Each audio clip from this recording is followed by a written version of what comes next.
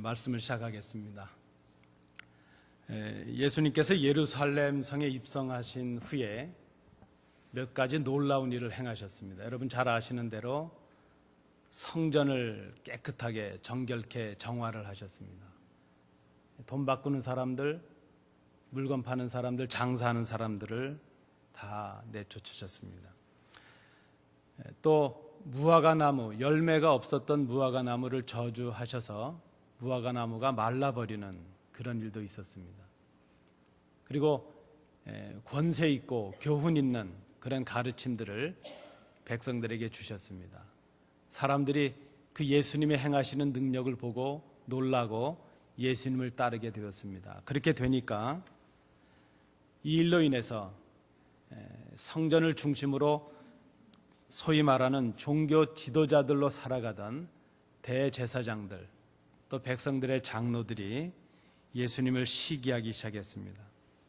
하루는 예수님께서 성전에 들어가셔서 가르치실 때에 그들이 나와서 예수님께 그렇게 질문을 합니다. 당신이 도대체 무슨 권위를 가지고 이런 일을 하는가? 누구로부터 이런 권위를 받았느냐? 그렇게 질문을 합니다. 그런데 여러분, 보통 질문을 한다는 것은 배우기 위해서 하는 것 아니겠습니까? 그런데 이 사람들은 예수님께 배우기 위해서 하는 질문은 아닙니다. 예수님을 질문함으로 인해서 예수님을 공경에 처하게 하기 위해서 그렇게 질문을 합니다. 사실 이 사람들이 이렇게 지금 예수님께 따지면서 질문을 하고 있는 이유는 자신들이 그동안 가지고 있었다고 생각했던 권위가 예수님 때문에 손상이 되었다, 그렇게 생각이 되었기 때문입니다. 많은 백성들이 자신들을 따르고 자신들의 권위에 굴복해 왔는데 그것이 손상되고 있다, 이렇게 생각을 했기 때문입니다. 좀 배가 아팠겠죠? 백성들이 자신들보다 예수님을 따르고 예수님의 가르침에 놀라고 있는 것, 그것이 그들에게는 불편한 일이 되었습니다. 그들의 대답에 대해서, 그들의 질문에 대해서 주님께서는 즉답, 그 질문 자체를 대답하시기보다는 다른 질문을 주심으로 대답을 하고 계십니다.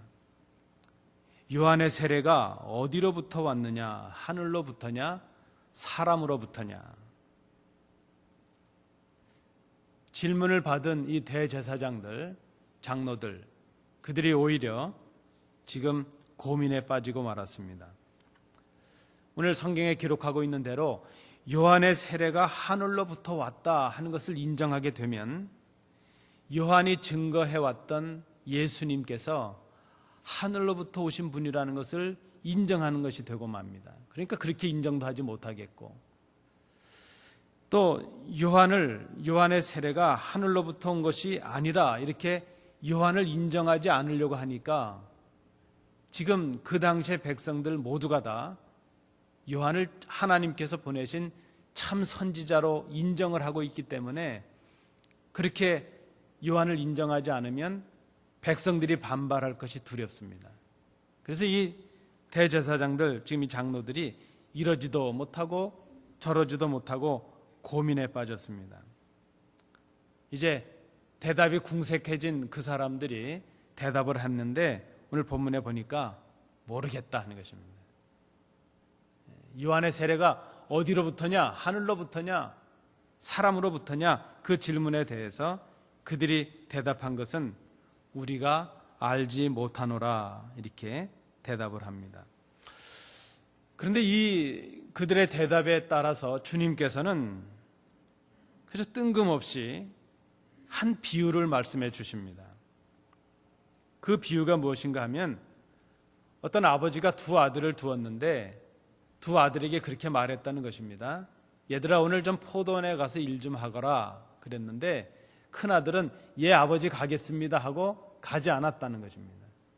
둘째 아들은 싫습니다 그렇게 했는데 나중에 뉘우치고 아버지의 뜻대로 포도원에 가서 일을 했다 하는 것입니다. 여러분 다 잘 알고 계시는 비유의 말씀입니다. 근데 왜 이 비유의 말씀을 주셨을까 하는 것.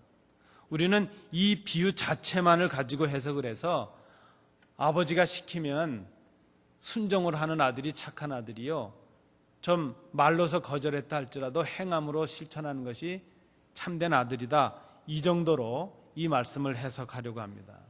그러면 그것은 복음적인 해석이라기보다는 그저 윤리적이고 도덕적인 해석으로 끝납니다. 성경은 단순히 윤리적으로 혹은 도덕적으로만 해석해서는 그 의미가 완전치 않습니다.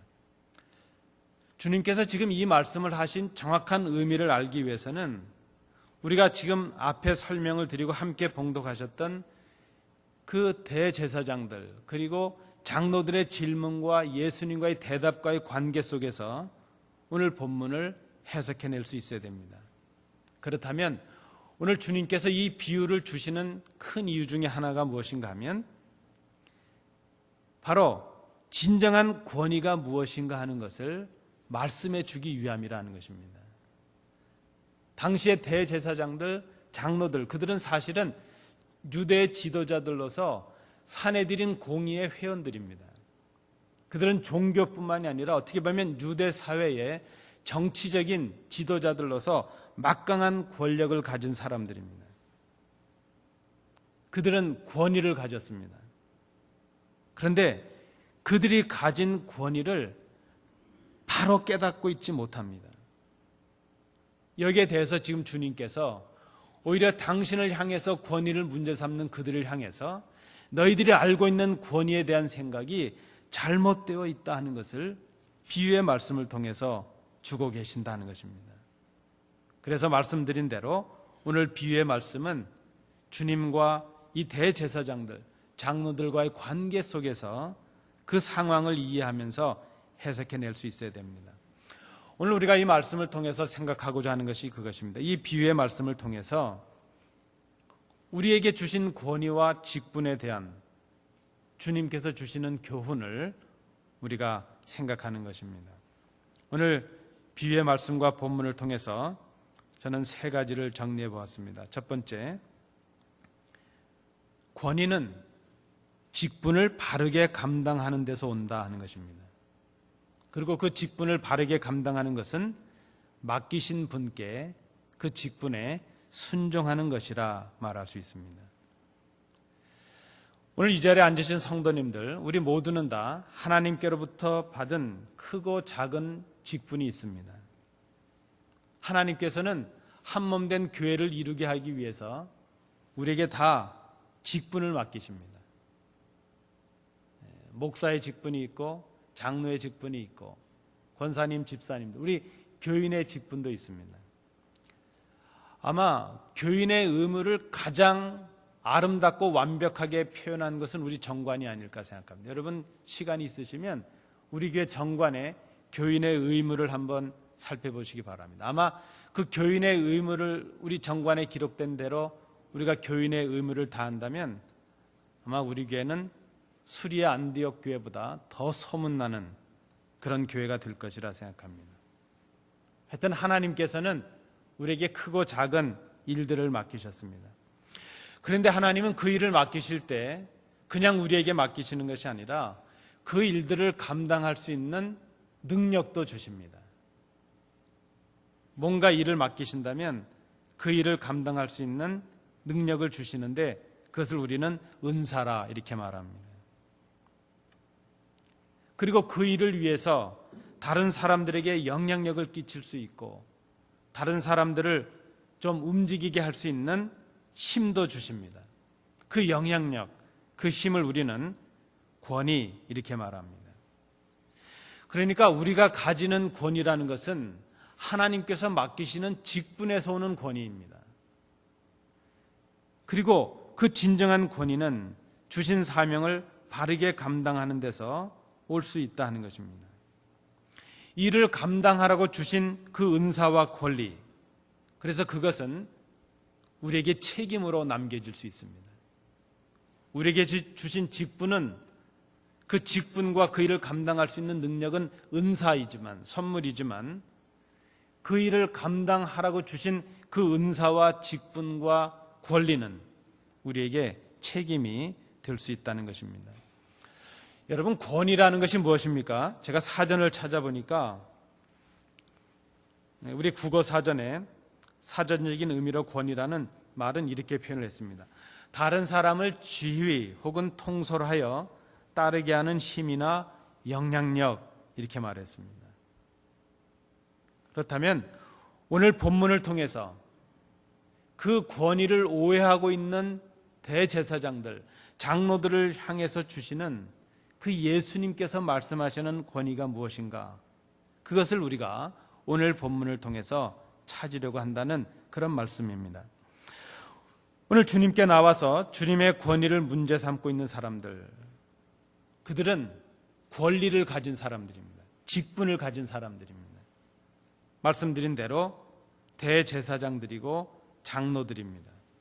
사내들인 공의회의 회원들입니다. 그들은 무거운 직분을 받았습니다. 그들이 받은 직분은 그 직분과 함께 그 일을 감당할 수 있는 권리가 주어지고 힘이 주어집니다. 소위 그것을 우리가 권위라 이렇게 말합니다. 그런데 그들이 먼저 생각해야 될 것이 있습니다. 먼저 생각했어야 되는 것이 있는데 그것이 무엇인가 하면 모든 직분은 그 직분과 함께 권리도 주어지지만 그 직분과 함께 책임이 주어진다는 것입니다. 그리고 그 책임은 그것을 맡기신 분에 대한 순종을 다하는 데서 그것이 이루어질 수 있다는 것입니다. 대제사장들, 유대인의 지도자들인 백성의 지도자인 장로들, 이들에게 주어진 책임이 무엇이었는가? 그것은 백성을 위해서 봉사하고 섬기라는 책임입니다. 우리에게 주어지는 모든 직분은 사실 그렇습니다. 여러분, 우리는 대통령이라는 그 직분을 갖게 되죠. 그 대통령이라는 직분은 그 직분에 맞는 권위도 있고 힘도 있고 권리도 있습니다. 그러나 그 대통령에게 주어진 권리와 그 능력을 바르게 행사하지 못했을 때는 그것이 치명적인 책임이 되는 것을 봅니다. 모든 직분은 책임과 함께 주어진다는 것을 우리가 생각해야 됩니다. 그 사내들인 공의회 회원들로서 그들은 율법 학자이기도 하고 재판관의 역할도 합니다. 제사장의 역할도 합니다. 그들이 맡은 큰 책임이 무엇입니까? 하나님의 말씀을 중심으로, 하나님의 말씀을 기준으로 삼아서 거짓과 참을 분별하는 것, 그들의 책임입니다. 백성들 앞에 나서는 거짓 선지자들과 참 선지자들을 분별해서 백성들을 바른 길로 인도하는 것, 그것이 바로 그들의 책임이었습니다. 그런데 그들이 자신들에게 주어진 그 무엇보다도 중요한 하나님의 말씀을 기준해서 분별하고 백성들을 선하게 이끄는 그 봉사의 책임을 그들이 다하지 못했다는 것입니다. 오히려 지금 참 선지자, 참 예언자로 자신들 앞에 서 계신 예수님을 깨닫지 못합니다. 그 주님의 질문 앞에 그들이 하는 말이 무엇입니까? 우리는 모르겠다는 것입니다. 사실 알고 있지요. 그들은 무엇이 옳은지 무엇이 잘못된 것인지 알고 있습니다. 그러나 모르겠다고 말하는 이유는 자신들의 손해를 생각했기 때문이요, 자신들이 그것으로 인해서 받을 수 있는 불이익을 생각하고 있기 때문입니다. 왜 이렇게 대답했을까? 왜 거짓과 참을 분별하지 못하고 주님을 바로 알아보지 못했을까? 자신들의 권위가 자신들을 위해서 주어진 것이 아니라 하나님께서 하나님과 백성들을 섬기게 하기 위해서 주신 책임이었다는 것을 생각하지 못했기 때문이라는 것입니다. 여러분, 오늘 우리가 이 말씀을 상고하면서 그때 그 주님 앞에 그렇게 달라들던 대제사장들, 그 장로들 못됐구나 이렇게 생각할 것이 아닙니다. 바로 그들은 주님 앞에 직분을 받고 교회를 섬기고 있는 우리들이기 때문입니다. 지금 그들은 자신들에게 주어진 그 권리, 그 권위를 예수님을 모함하기 위해서 사용하고 있습니다. 백성들을 속이기 위해서 사용하고 있습니다. 권위는 그런 것이 아닙니다. 권위는 우리에게 맡겨주신 직분, 그 주신 사명을 순종으로 감당할 때 주어지는 하나님의 선물입니다. 그 직분을 잘 감당하게 하기 위해서 주시는 능력, 그 권리, 그것이 바로 권위입니다. 그런데 이 대제사장들, 이 장로들이 지금 자신의 사욕을 채우기 위해서, 자신의 욕심을 채우기 위해서 그 직분에 주어진 권위를 사용했다는 것입니다. 권위를 오용한 것이요, 남용한 것입니다. 오늘 주님은 그들을 보시면서 이 비유의 말씀을 통해서, 두 아들의 비유의 말씀을 통해서 주신 직분을 바르게 사용하지 못한 채 하나님을 거역하는 그들, 입술로는 행하지만, 가르치는 자들의 입장에 있지만 행함으로 진실로 주님을 섬기지 않고 백성을 섬기지 않는 이 대제사장들, 장로들을 향해서 아버지의 명령과 부탁에 불순종한 아들들이 바로 너희들이다, 이렇게 지금 말씀하고 계신다는 것입니다. 권위는 우리에게 주신 직분 속에서 나타납니다. 그 직분을 바르게 감당하는 데서 진정한 권위가 있습니다. 그것은 맡기신 분께 순종하는 것입니다. 두 번째, 오늘 본문을 통해서 또 생각하는 것은 그것입니다. 그렇다면 직분을 바르게 감당하는 이 순종이라고 하는 것은 말에 있는 것이 아니고 행함에 있다 하는 것입니다. 아버지가 아들에게 부탁을 했습니다. 아버지의 부탁을 받은 큰아들, 이 맏아들은 아버지 앞에서는 예, 아버지 가겠습니다, 그렇게 대답을 했습니다. 그런데 대답은 그렇게 했지만 가지 않았다는 것입니다. 말로는 순종했는데 행동으로는 하지 않았습니다. 이 아들에 대한 주님의 평가는 무엇인가 하면 아버지의 뜻대로 하지 않은 아들이라 하는 그런 평가입니다. 둘째 아들이 있습니다. 둘째 아들은 아버지가 일을 맡기니까 싫습니다, 그렇게 대답을 했습니다. 근데 싫습니다 이렇게 대답을 하고는 조금 지나서 생각해 보니까 죄송한 마음이 들었습니다. 내가 아버지가 부탁하시고 명령하시는데 싫다고 한 것은 잘못된 것이지, 자기의 마음과 생각을 돌이키고 아버지의 뜻대로 포도원에 가서 일을 했다는 것입니다. 주님의 질문입니다. 누가 아버지의 뜻대로 행한 아들이냐? 둘째 아들이라 하는 것입니다. 큰아들은 말로는 행하고 사람들이 행하는 데서는 하는 것처럼 하고, 사람들한테 말할 때는 예수님을 잘 믿는 사람처럼 하는데 보이지 않는 곳에서는 자신들의 욕심을 채우고 사람들에게 그 주신 그 봉사의 사명을 다하지 않는 사람들, 바로 그들이 당시의 종교 지도자들 같다는 그런 말씀입니다. 그들은 하나님 앞에 정기적으로 예배도 드립니다. 말씀을 따라서 사람들이 보이는 데서 구제도 한다고 했습니다. 그들은 말은 그렇게 하는데 마음이 담긴 행함이 없습니다.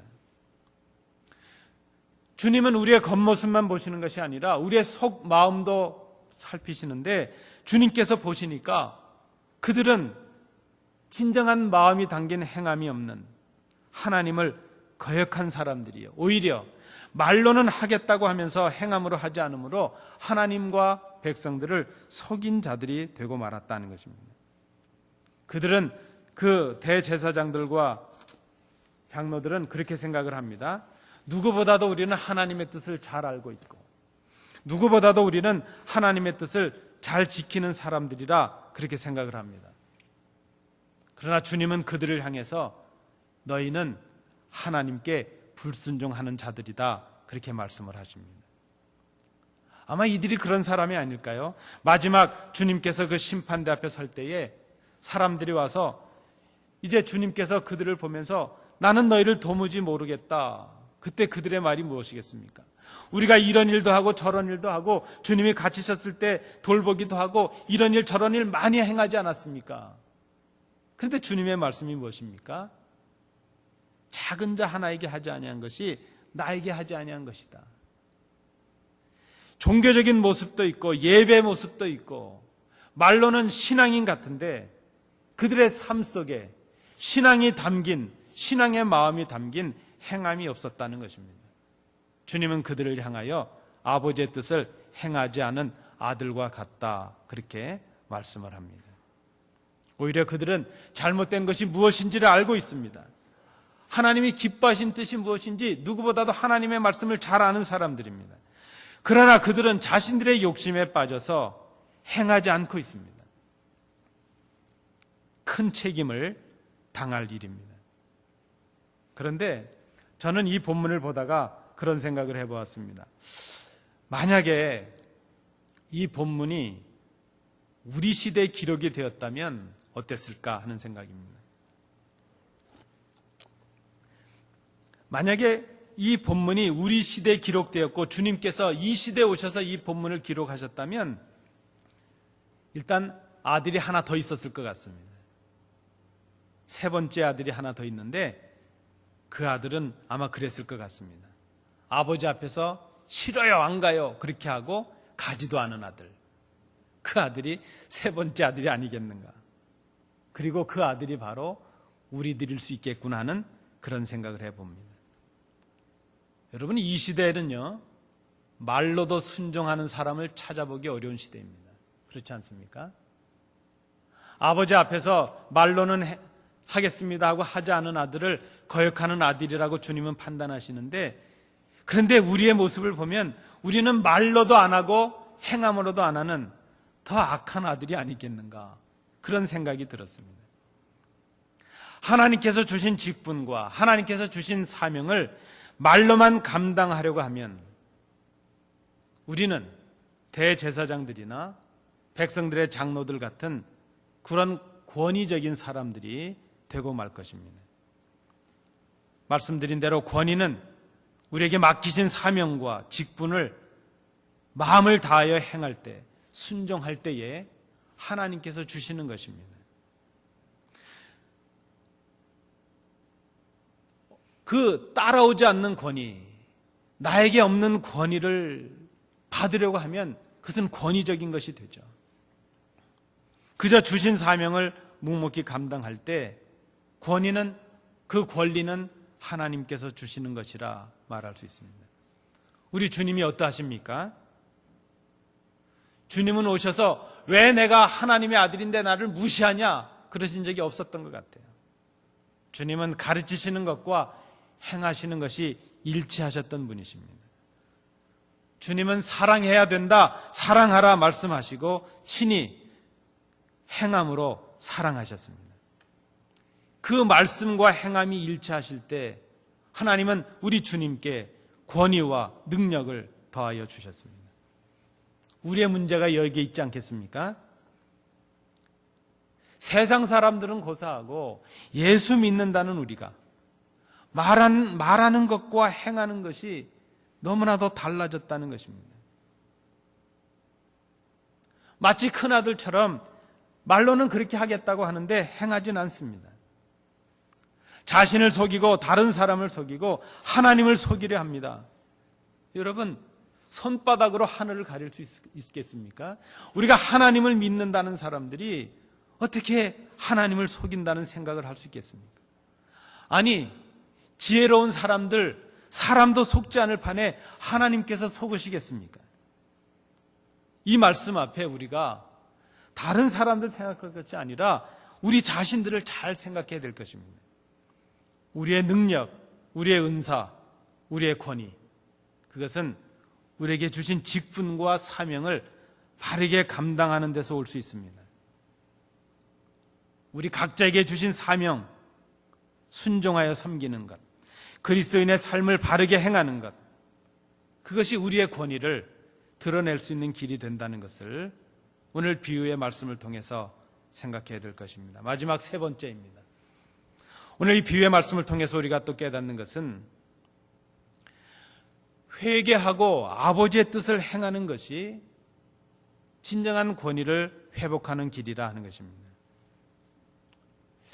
요즘 교회가 세상을 향하여 영향력이 있는가? 그렇지 못한 것 같습니다. 예전만큼 지금의 교회들이 세상을 향하여 권위를 행하지 못합니다. 왜 그럴까? 교회가 전보다 모이는 숫자도 많고 시설도 좋아졌고 능력도 많아졌는데 왜 점점점 교회의 영향력은 작아져만 갈까? 교회의 권위가 사라지고 있다면 그 이유가 무엇일까? 그것은 교회가 교회됨, 그 교회에게 주신 사명들을 온전히 행하고 있지 못하기 때문이라 우리가 인정을 해야 될 것입니다. 오늘 비유의 말씀을 다시 생각해 봅니다. 아버지가 부탁하신 대로 말하고 행하기까지 했다면 이 아들은 온전한 아들일 것입니다. 그러니까 두 아들 다 온전한 모습은 보이지 못했습니다. 맏아들은 말로는 하고 행하지 않으므로 그 온전한 아들의 기회를 빼앗겨 버렸습니다. 둘째 아들도 말로는 싫다고 하고 물론 행하기는 했지만 온전함에 이르지 못했습니다. 말로도 순종하고 행함으로도 순종한다면 온전한 아들이 될 것입니다. 그런데 오늘 주님의 말씀은 그럼에도 불구하고 이 두 아들들 중에는 어느 아들이 더 나으냐 하는 것을 우리에게 물으십니다. 주님은 우리에게 완전한 아들을 구하시는 것이 아니라 그래도 더 나은 아들, 더 하나님께서 기뻐하실 아들이 누구인가 하는 것을 우리에게 요청하십니다. 그 아들은 바로 둘째 아들입니다. 둘째 아들은 비록 아버지의 부탁은 거절하고 싫다고 했지만 자신이 아버지를 거역함으로 인해서 아버지를 기쁘게 하지 못함을 인해서 회개하고 뉘우치는 아들이 되었습니다. 말로는 가기 싫다고 했지만 뉘우치고 아버지의 뜻대로 행하는 아들이 되었습니다. 주님은 거역했던 아들이라도 회개하고 돌아와서 아버지의 뜻을 행한다면 그 아들을 온전하게 받으시겠다는 사랑의 말씀을 지금 우리에게 주고 계신 것입니다. 겉으로 보면 누구보다도 하나님을 잘 믿고 그 뜻대로 행한다고 생각하는 사람들, 그렇게 자타가 공인한 사람들이 바로 대제사장들, 장로들, 사두개인들, 바로 이 사람들이었습니다. 그러나 그들은 말로만 하고 행하지 않은 큰 아들과도 같습니다. 그러나 말씀드린 대로 하나님을 거역하고 불신의 길을 걸어가고 있는 죄인의 취급을 받고 있는 사람들이지만, 사람 취급도 받지 못하는 세리요 창녀와 같은 사람들이지만, 그러나 그들이 회개하고 예수님을 구주로 영접하고 믿는다면 주님은 그들을 온전한 아들, 둘째 아들과도 같다, 그렇게 받아주신다는 말씀입니다. 대제사장들과 장로들은 자신들만이 하나님의 일꾼이요, 자신들만이 그래서 권리와 권위를 가졌다고 생각을 합니다. 그러나 주님은 그들은 말로만 하고 행하지 않은 오히려 하나님을 속인 큰 아들과 같다, 그렇게 말씀을 합니다. 그러나 세상으로부터 죄인이라고 냉대와 멸시를 받고 있던 세리와 창녀들이, 대제사장들, 장로들이 사람 취급도 하지 않았던 그 세리와 창녀들이 오히려 예수를 믿음으로 하나님의 뜻을 행한다면 그들이 바로 아버지의 뜻대로 행한 사람들이라 주님 말씀하고 계신 것입니다. 둘째 아들을 한번 생각해 봅니다. 둘째 아들은 어떤 생각을 하면서 뉘우쳤을까? 제가 둘째니까요. 저도 이런 경험이 있거든요. 어머님이 뭘 좀 시키셨는데, 왜 어머니 나만 시켜요? 나 싫어요. 그리고 좀 돌아서 보니까 어머님이, 부모님들이 자식들 위해서 얼마나 고생하시는데 이거 부탁하시는데 이 정도도 못하고 했을까? 그래서 제가 이렇게 나중에 일을 했던 적이 있죠. 심부름을 다시 했던 적이 있죠. 어머님이 참 기뻐하셨던 모습을 봅니다. 아마 이 둘째 아들, 오늘 본문에 나타난 둘째 아들도 어떤 생각을 하면서 그가 마음을 뉘우쳤을까? 자신의 형처럼 아버지 앞에서 아버지의 뜻대로 행하겠다고 하지 않고 싫다고 했음에 대해서 마음을 뉘우치는데 늦었다 이렇게 생각하진 않았을까? 여러분, 그런데 우리는 늘 경험하지 않습니까? 늦었다고 생각할 때가 가장 빠를 때가 있습니다. 무엇이 그렇습니까? 잘못된 길에서 돌이킬 때가 그렇습니다. 하나님 앞에서 회개할 때가 그렇습니다. 우리의 실수를 인정할 때가 그렇습니다. 늦었다고 생각하는 그때가 가장 빠를 때일 수 있다는 것입니다. 특별히 주님 앞에 돌이키는 모습이 그러합니다. 사랑 많으신 우리 아버지는 이제나 저제나 집 나간 아들이 돌아오기를 기다리고 계십니다. 우리의 부족과 우리의 불충의 모습을 우리가 보였다 할지라도 아버지의 기뻐하실 뜻을 위해서 우리의 마음을 돌이키고 우리의 발걸음을 돌이키고 우리의 손과 발을 돌이킨다면, 그렇게 아버지께로 간다면 아버지는 우리의 허물을 다 뒤로 하시고 우리를 맞아주신다는 것입니다. 그것이 주님의 마음이라는 것입니다. 여러분, 실패와 허물을 회개하는 것 부끄러운 일이 아닙니다. 진정 우리가 부끄러워해야 될 일이 있다면 우리의 실패와 허물을 감추고 거짓으로 포장하는 일입니다. 우리의 실패와 허물을 감추고 다른 사람의 책임으로 회피하는 일입니다. 그것이야말로 진짜 부끄러운 일입니다. 오늘 본문에 나타나는 종교 지도자들이 바로 그러합니다. 자신들의 부끄러운 허물을 감추기 위해서 자신들의 권위를 이용하고 자신들에게 주어진 직분을 권리로 바꾸어서 주님을 모함하는 데 쓰고 백성을 탄압하는 데 썼다면, 그것은 그들이 주님께서 주신 직분을 잘못 생각한 것입니다. 그러나 주님을 거역하고 죄인의 자리에 섰던 세리와 창녀들은 오히려 돌이켰다는 것입니다. 자기들의 부끄러운 삶을, 자기들의 부끄러운 실패의 삶을, 죄된 삶을 회개하고 돌이켰습니다. 회개하고 예수를 잘 믿는 것, 그것이 우리에게 주신 사명을 회복하는 길입니다. 이 땅의 교회들이 권위를 회복하는 길이 어디에 있습니까? 교회에게 주신 직분과 사명을 겸손히 감당하는 것입니다. 교회가 하지 말아야 될 일, 해서는 안 되는 일, 우리의 잘못과 허물을 하나님 앞에 정직하게 돌이키고 회개하는 것입니다. 거기에서부터 교회의 권위가 회복될 수 있다는 것입니다. 말씀을 맺습니다. 이 시대는 진정한 권위가 상실된 시대라 생각을 합니다. 가정에서 가장의 권위가 무너지고, 교실에서 가르치는 자의 권위가 무너지고, 통솔하는 자의 권위가 무너지고 있습니다. 아니, 세상은 고사하고 교회의 권위마저도 무너지고 있습니다. 세상은 더 이상 교회를 중요하게 생각하지 않습니다. 세상은 더 이상 교회의 영향력을 받지 않으려고 합니다. 교회의 권위가 상실되었기 때문입니다. 왜 이렇게 되었습니까? 성도에게 주신 사명, 교회에게 주신 직분들을, 우리에게 주신 사명을 우리가 순종으로 감당하지 못했다는 증거가 될 것입니다. 여러분, 우리 모두는, 우리 각자는 주님께로부터 받은 사명과 직분이 있습니다. 그 직분과 함께 우리에게 권리와 권위도 주십니다. 권위는 주신 사명을 감당케 하시려는 하나님의 선물입니다. 인위적으로 만들어가는 것이 아닙니다. 그래서 권위는 권리를 주장함에 있는 것이 아니라 주신 직분을 순종하여 섬김에서 드러날 수 있습니다. 권위는 주신 사명을 바르게 감당하는 데서 온다는 것을 우리가 이 말씀을 통해서 기억해야 될 것입니다. 주신 직분을 바르게 순종하는 길은 말에 있지 않습니다. 행함에 있습니다. 아니, 우리는 말과 행함 모두를 순종할 수 있는 온전한 주의 자녀들이 되기를 소망해야 될 것입니다.